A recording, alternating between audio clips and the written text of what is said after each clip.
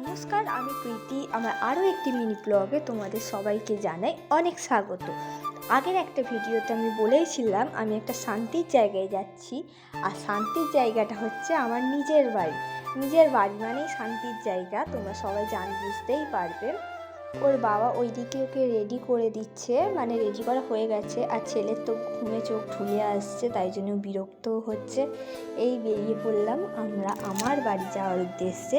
যাওয়ার কারণ হচ্ছে কালকে তো রাখি, তোমরা সবাই জানো। তো আমার একটা ভাই আছে, তাকেই রাখি পরাতে যাব।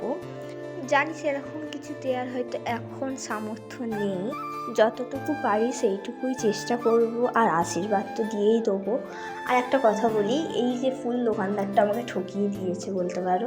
কারণ এই গোলাপটা আমাকে ফার্স্টে বললো এই রাখিটা নিলে এটা 40 টাকা। তো আমি বললাম আমি কালার বেছে নিলেও 40 টাকা? প্রথমে বললো হ্যাঁ।